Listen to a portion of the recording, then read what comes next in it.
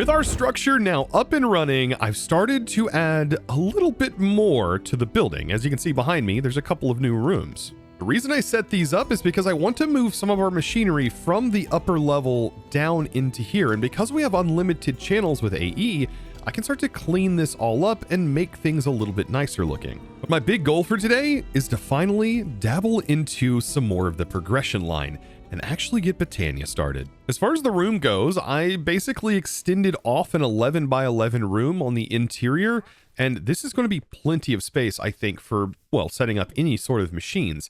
And we can just copy this room with the building gadgets and sort of paste them in anywhere we really need them. Now, this also does mean power infrastructure change. I am going to be utilizing all of these generators with the infinity fuel in here, which is pulling EMC, by the way.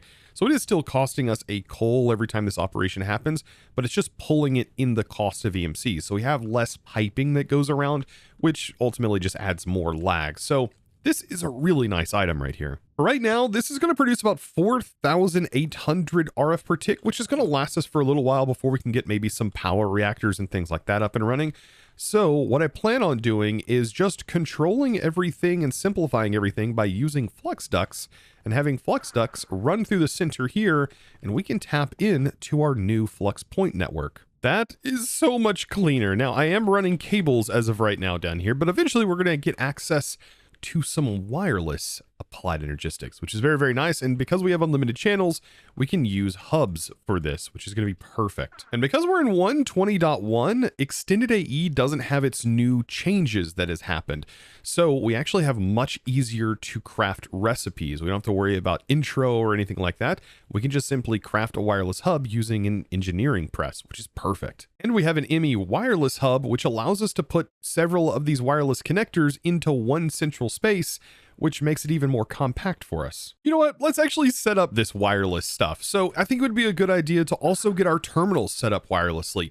This is also going to grant us access to block picking, which is a very, very handy feature, allowing me to just look at any block that I currently also have in my storage and middle mouse click the same way you do in creative mode, and it will pull it out of my storage into my hand, which is an incredibly powerful tool, allowing us to pull pipes out, making automation setups a whole lot easier. This will also, when turning this into wireless terminals, allow me to get away from the jankiness that is this portable storage terminal. And to really make these all functional, I do want them to be cross-dimensional, and to make them cross-dimensional, well, we have to do something interesting. We have to make a singularity. And this should be rather easy to do because we can just use a matter condenser, and I believe we do have a sink in here, which is an unlimited water source. The sink is such a powerful little tool here, giving us an unlimited water access point. Now, to be able to make the singularity from a matter condenser, we are going to need a 64K storage component, which is probably the hardest part of the whole thing. With our auto crafting, it happens so quick. Now let's take this and let's get unlimited singularities. So I'm going to take a matter condenser, place it up here, place this into the actual storage component, and set this to produce singularities.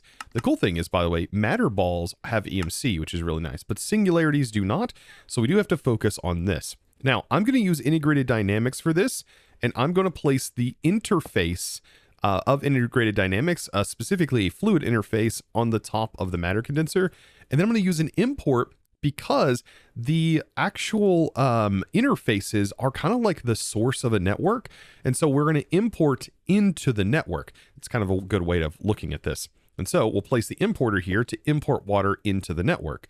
And then we'll use a logic cable in between to make sure we have a pipe to send it through. And then we just need a regular variable card. These are all really cheap. And then we just need to send it into import all fluids.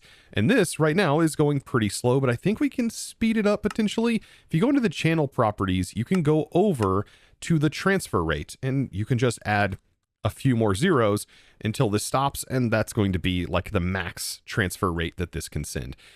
It's going to work. It's just going to take some time, and we only need one singularity as of right now, so it wouldn't take too long, and we could use a watch of flowing time to technically speed this process up. But for right now, this is going to work just fine. Also, by the way, if you had enough power at this point, you could use an infinite water cell, and there's a little trick to be able to make singularities incredibly fast using an infinite water cell, by the way, and an IO. So yes, there are some ways, an extended IO port specifically. I just really don't think it's necessary at this moment. You know what? Let's actually go ahead and make that infinite water cell. I think the infinite water cell is a really, really good option. And we do have storage right here.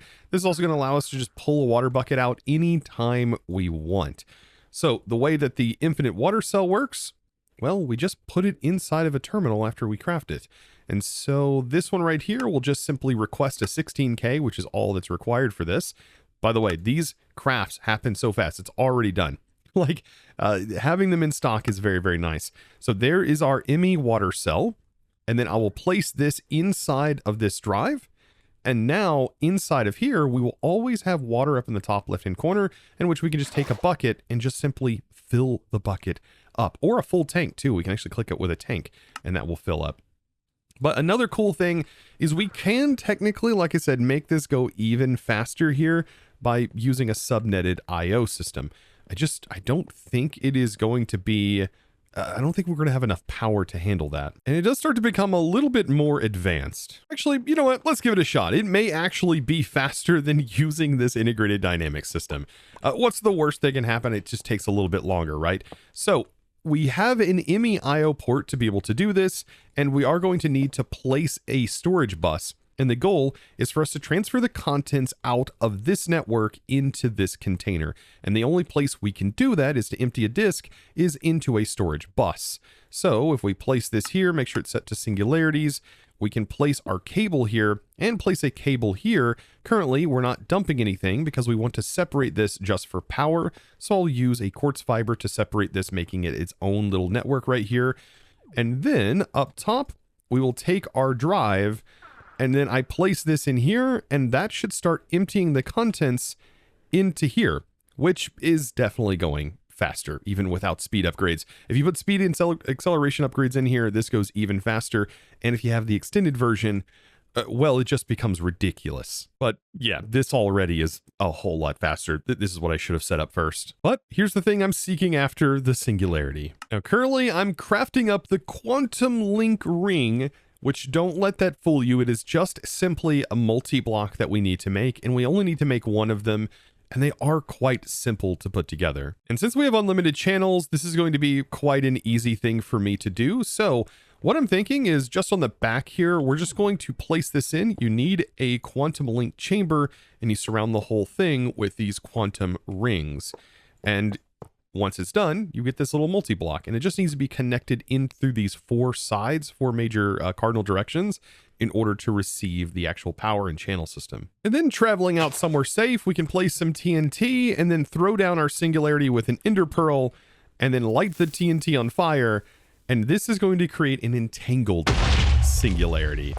I know, it's kind of a process, but now that we have quantum entangled singularities, these are technically a way that we can link two things together. As you can see, they stack, and they'll only stack with each other. So how is this going to work? Well, one of the quantum entangled singularities needs to go into the link chamber, and the other one, well, we actually don't have the thing made yet to put it in. So let's get that crafted. We're definitely going to need a wireless access point, and we're also going to need wireless receivers for each of our current existing terminals, because I'm just going to pop these terminals off and I'm just going to convert them directly into wireless access terminals. Now that I have the wireless receivers, I'm just going to pop these off directly, and we can just craft this inside of our current crafting grid. So we place this in. We're also going to need a dense energy cell and then one of these up at the top. And look at that, we get a wireless terminal. And the same thing goes for all of the other terminals. We just need to simply place them in here with this, combine it together. And then when they're all done, we can actually combine these all together into one universal version, which is even better. And then this just needs to take up a curio slot. But before I do that, up top here, I'm just going to connect it into our connector and then make sure this gets linked to the network by placing it in. And we don't have to worry about range because of this slot right here.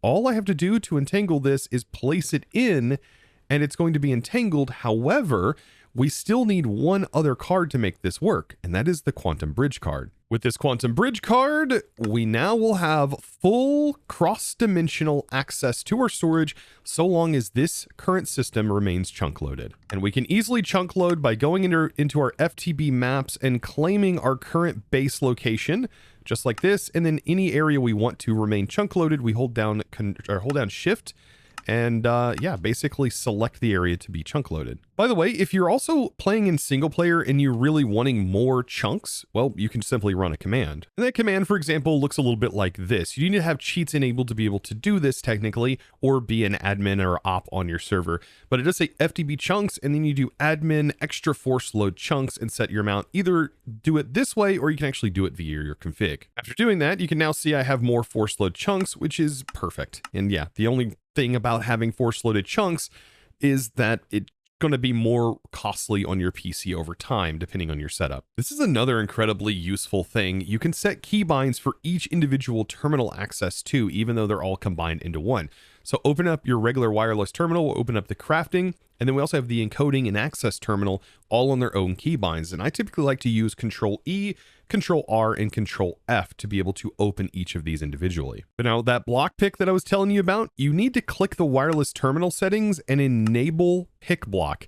This is so good. You can also craft if missing, which is another fantastic thing. So you can request recrafts if you have the recipe for it. And there's even the restock, which I don't typically like to use, but it is something you can definitely toggle on. And if you have the magnet upgrade, you can use these magnets to be able to automatically pick up things and send it to your AE system. So if I need stone right now, because I have this terminal on me, I can middle mouse click and it just brought 32 stone into my inventory. Just, it's so good. It's all my builders out there. My goodness, if you're not using this, you are missing out. Now, eventually we're going to get our AE system connected up to our EMC system, but that's going to be for another time.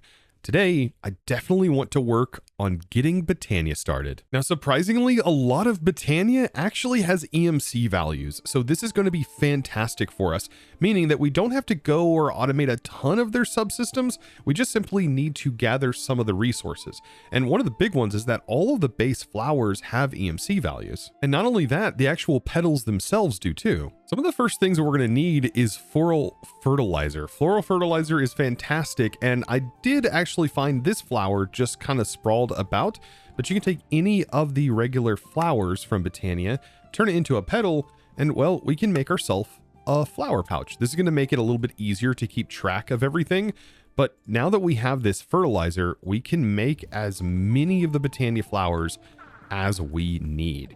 And so we just need to go into an open area, and then because we have this petal pouch, we can just click this on the ground and then vein mine all of them up, and they should automatically go into the bag, allowing us to keep track of how many we have.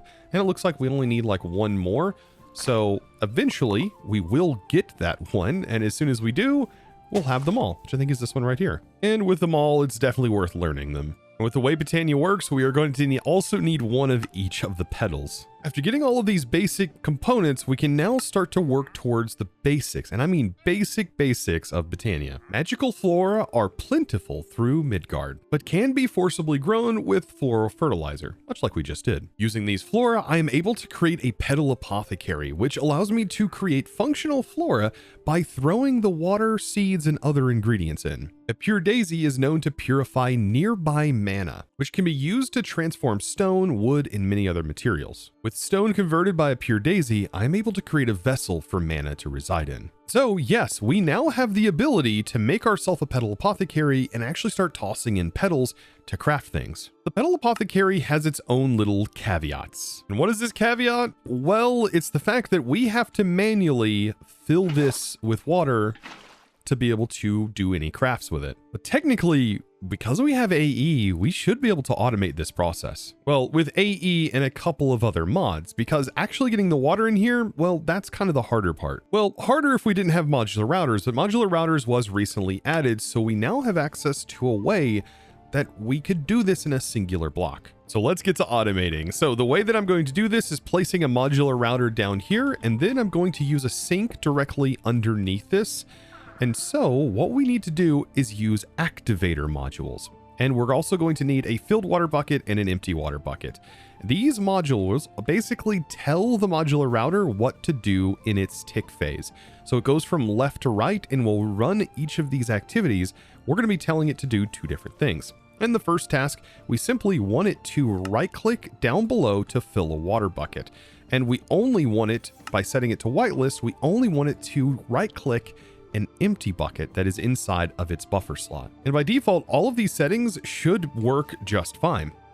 And we can actually test this out. So if we put this modular in here and we put this in, that should technically right click, but there might be a setting that we have to change in order to get this work since we just claimed our area. Find that setting, you need to go into your FTP chunks map and down here into your server settings, if you are op, I believe, you need to allow fake players up at the very top and set this to allow.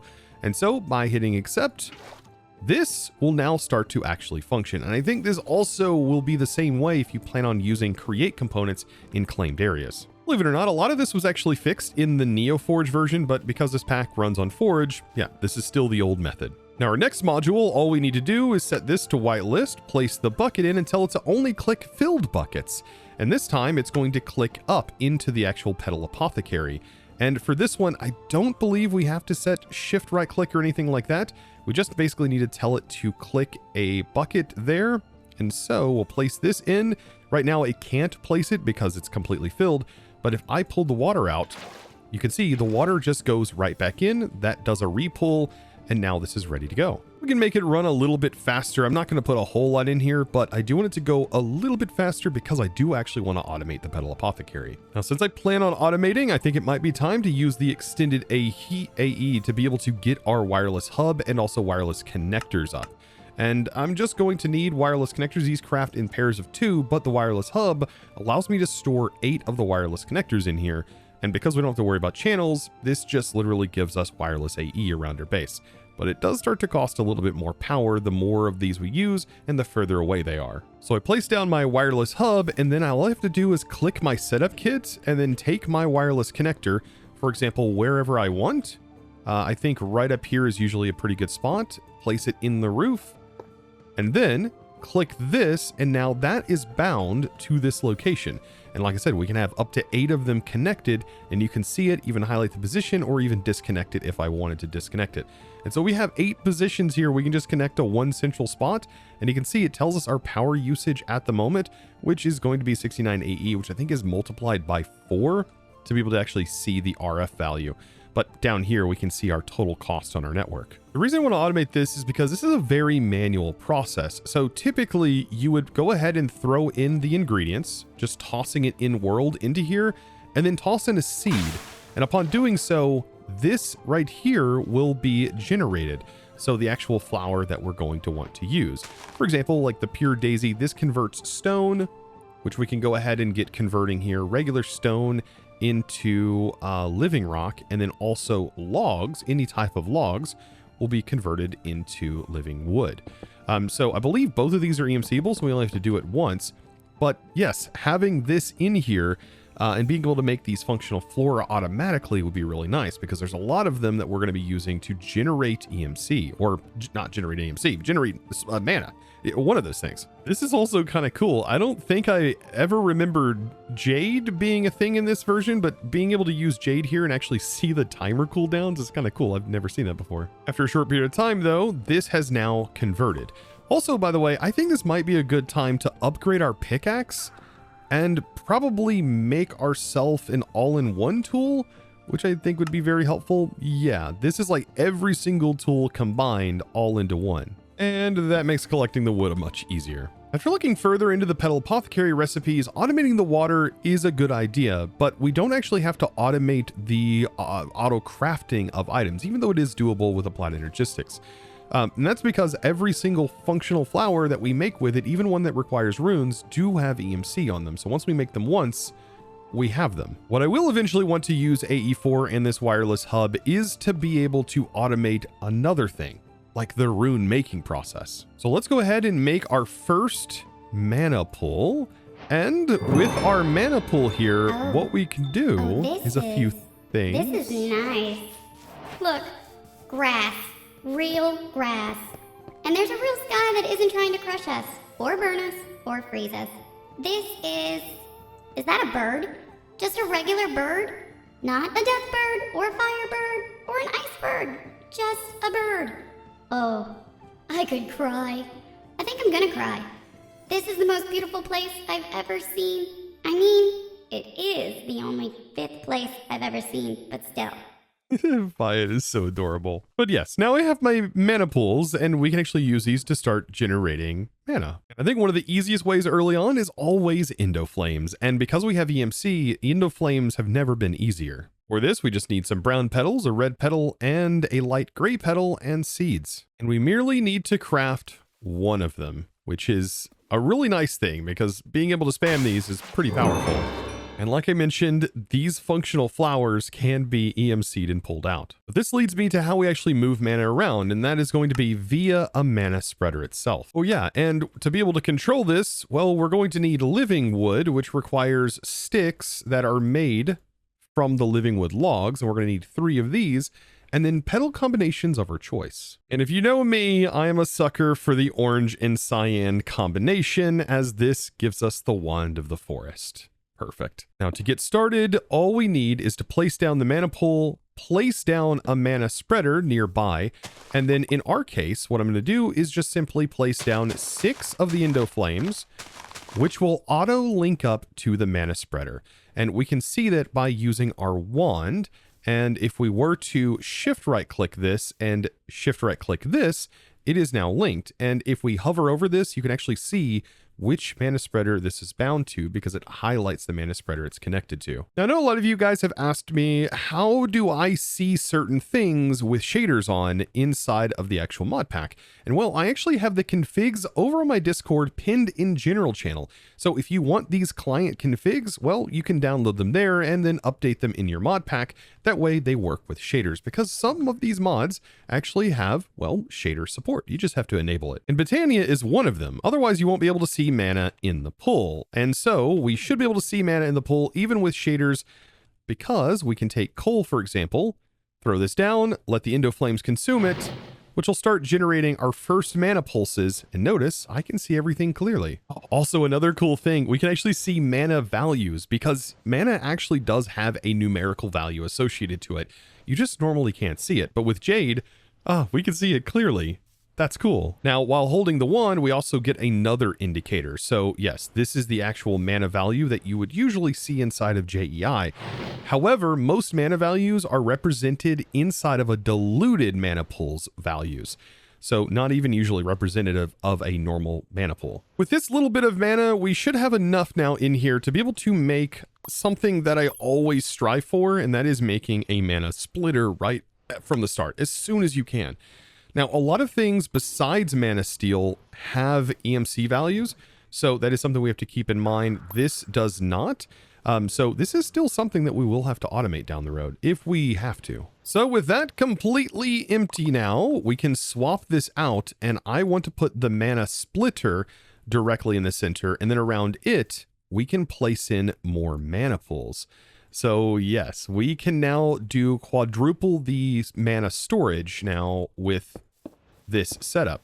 But instead, we are going to have to direct the mana spreader into the actual splitter, which does mean that this probably needs to be raised up a little bit. This is where my setup starts to change dramatically. Around the spreaders, I'm going to place down petal apothecaries, because these work as really nice risers for our mana spreaders. And so we'll lay this out just like so. This will get a nice Endoflame setup going, and we just have to place all of our mana spreaders down on this, and then make sure to link it not to the actual pulls, but to the splitters themselves. Oh, and by the way, if I haven't mentioned it, this is definitely one of my favorite mods of all time. I don't know what it is about Botania, but it has always just stood out to me as just one of the best mods. Don't get me wrong, Ars Nouveau has definitely taken its throne as one of my favorite magic mods, but both of these mods are technically magic mods or tech mods disguised as magic mods. Yes, you heard me right, Botania is a tech mod. Now back to getting all of this tech functioning. So I'm going to place down 6 flowers. So 1, 2, 3, and then 4, 5, 6. And I just need to repeat this pattern all around for all of them, leaving this spot right here empty. All the flowers in, we now get to actually implement automation. And thanks to the help of Create, automation for Botania has become so fantastic for Endoflames, because all we need for this to work is an andesite funnel. Like, no joke, it is so beautiful now. And this, combined with an EMC link of at least Mark III, should allow us to send block of coals automatically out and even regulate them. Yes, by placing this EMC link down, which I am going to need 4 of them, so I might as well grab those. By placing this down and then clicking on it with the coal, it will automatically send out coal blocks.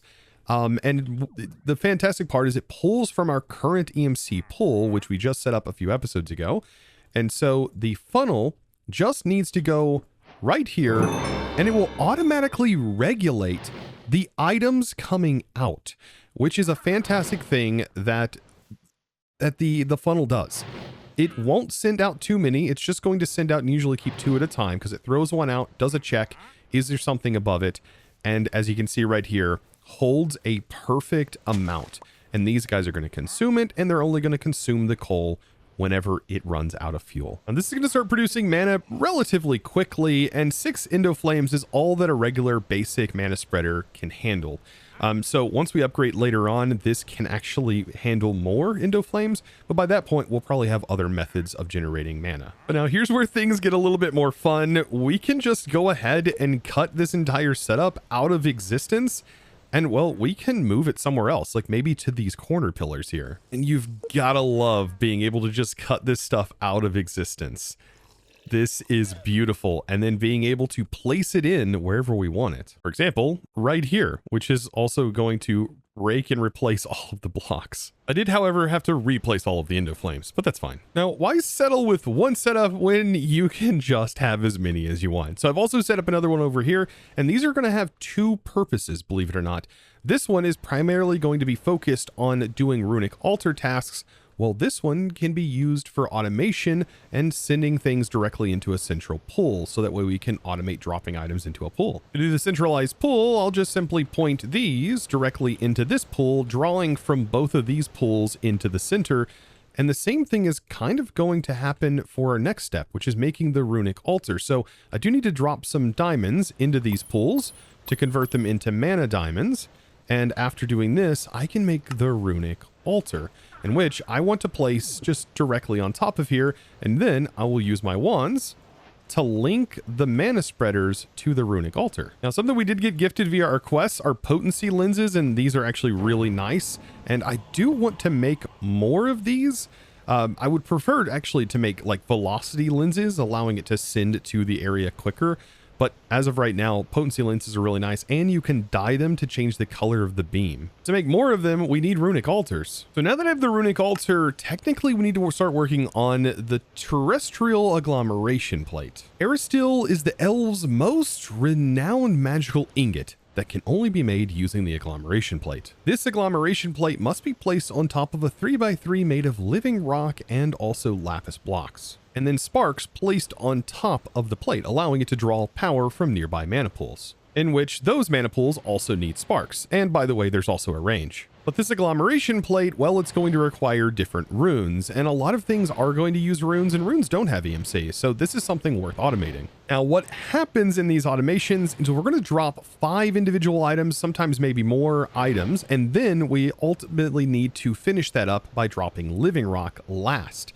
And then once it is complete, the altar needs to be right-clicked with a wand of the forest. So what we can do is simulate a plot energistics actively doing this, and also simulate some other things. So first of all, we want to drop this, and notice whenever we drop it, it actually does land on here. So we don't actually have to have it clicked or anything. We can just simply drop the items directly on, which is pretty nice. And if we drop them in order, that's going to start, and then we drop a living rock on here, that also works. And if we just simulate right-clicking, well, that should always work. And so we always should be able to just simply right-click. And Botania has this thing called an open crate that allows it to drop items directly underneath it. And so I'm thinking pattern provider on top of an open crate, so long as this actually functions from the open crate, and then just using a wireless connector to connect everything in, I think that will make this operation incredibly simplistic.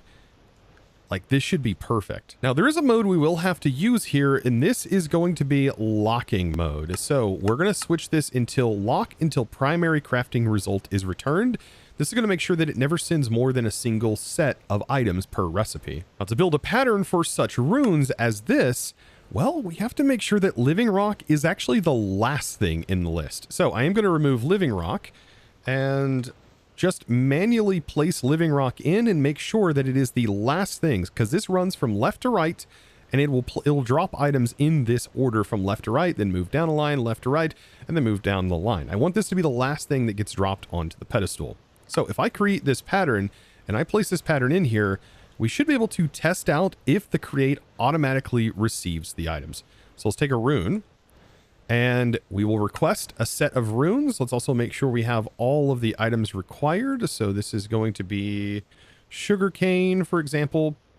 And then all of these items in here, request. Does it toss them all out? It does. And then the final item lands on top, which is what we want. And so now we just need something that can automatically right click a wand, and modular routers is just the thing to be able to do that. So if I place a modular router right here, and then I take an activator module, the goal is that I can have this click in the direction, just simply right click, and it should just right click with the item that is inside of it. And so it's not going to place it. I don't believe that this has the ability to place. But if we put a wand in here, like a regular wand of the forest, and just have it right click in the back, you can see it completed that recipe. Now for pickup, we can use something like the advanced item collector on this. So on this side, I'll take the advanced item collector and we'll just shrink the boundary here and make sure we can preview the boundary and sort of expand this into the area, just making sure it's not big enough to pick up these items, but sort of expand this out to see how large this actually gets. That should be good. And then also this area. Yeah, I mean, that honestly seems more than fine. In reality, though, it should, even in its smallest form, it should be able to pick up the items incredibly quick. This is a really fast way of doing this. But inside its filter, it needs to be set to whitelist, and I wish we could drag this in here, but we actually have to have the item in first before it does it. But so long as it's in whitelist mode, it's actually not going to pick anything up other than the thing that you have whitelisted. Now, this does have a failure point later on when you use other runes to craft runes. This is where this becomes a little bit more of a problem. This problem also can be solved by utilizing another modular router. Having this set to just simply right-click things on the back, well, all we have to do is have this right-click items that enter into the buffer and then use a pattern provider to send the items into the buffer, and this problem is basically solved. And so with a setup just like this, where we have the pattern provider on top, we also have this set to lock until primary crafting result is returned, and then we actually use a small setup like this, where we just pull it back in. This is going to work out flawlessly. However, this time we just want to blacklist living rock. And this is going to prevent this setup from binding up and should allow us to put a lot more settings in here and patterns, because we can upgrade this pattern provider down the road. So with this setup, it's definitely worth testing to make sure that it functions. So let's make sure we clear anything that we had actually running and try to request this. Okay, we need mana steel. So let's grab some iron for this particular setup, and I'm just going to drop this in to the mana pools, which this is going to be the mana pool we're going to automate for this here in a second. We have the mana steel, and then we will say craft up the runes. So it's going to be a single set. As you can see, it's clicking the items in, which we want to see. And then last but not least, it drops the item actually onto the top. It performs the craft and then completes. And that rune has been sucked up into the collector, into the pattern provider, thus completing the auto craft. Very simple. For automating the mana pool products, well, we just need an open crate on this one. This one is going to work just fine. And then what we're going to do is place in our connector, have our pattern provider, and have this also set to lock until primary crafting result is returned. And then for this, we'll just simply shrink the range all the way down. And this should pick up any items that get thrown into this. The test will build a recipe that is 1-to-1 with iron ingots, and then we'll place this pattern in, So now we should be able to automate Mana Steel. Possibly? Unless the open crate actually needs to go up one higher. After raising this up, I also almost forgot we do need the actual product, and this needs to be set to whitelist, and I just want to pull in the thing that we're actually creating here. So pattern ready to go, and then Mana Steel, I'm going to say request 10, and you can see that drops it in, gets completed, and then gets automatically returned. This is so good. Now, after completing all of the automation for this, I mean, it's pretty powerful. I can just now make an agglomeration plate, and all of the entire ingredients for everything will get requested, and we should be able to just craft it up. Like, for example, lapis. Like, this is the other recipe. So agglomeration plate, request, all of the runes are going to get requested, and they're going to get crafted one by one. This is so good. And it's so simple too. Like, all of this is just fairly simple to get set up. All of the requests for anything that needed to be made here will get made. It's a beautiful process. Yes, this is fantastic. And now I have the agglomeration plate. And after making the plate, well, we're going to want a few sparks. So 5 of them, for example. Like, we'll have a spark that's going to go on the plate, and then we're going to have a spark that goes on each pool. And building this altar is not that wild at all. It's only going to require us to essentially place living rock in all 4 corners. And then we're going to place the lapis like so, and then another living rock in the center, and then plate in the middle. Then finally, we place in our spark here, and then on our pools, we're going to place in sparks. Now, I think I can place these in here. Yes, it does look like the sparks do get placed in.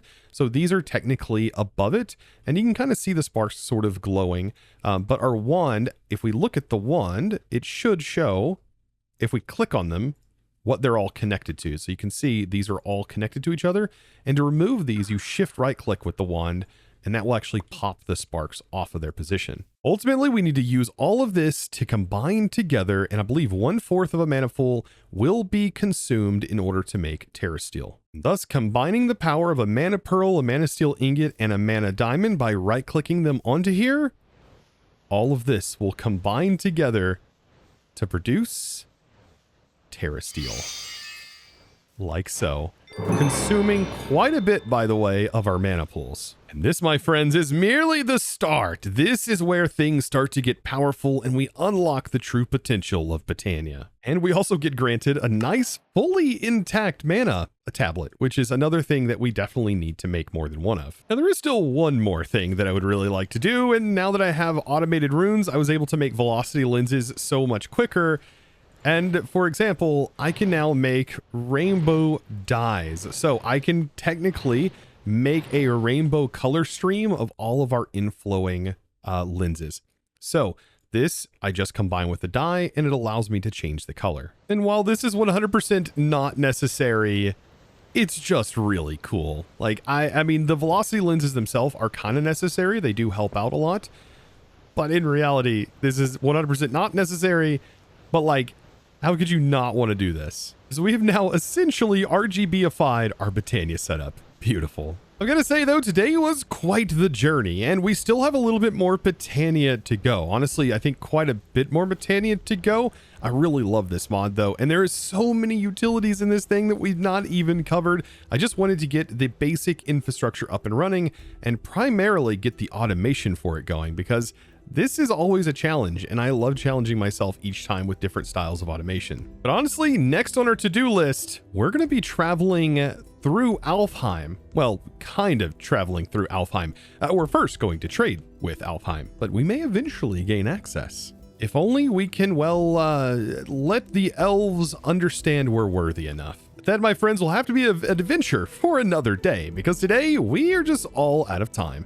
And I hope you enjoyed today's episode, and of course, if you did, be sure to click that subscribe button if you haven't already, and well, ring this beautiful, beautiful thumbs up button. Now, without further ado, it's time for me to thank the amazing supporter of today's episode. And that huge thanks is going to go out to Timmy Z1179. Thank you so much for your amazing support in choosing to support me over on the Discord by becoming a Discord premium member and supporting my content in one of the best ways possible. And with that, guys, I look forward to seeing you all in the next one. And as always, thanks for watching.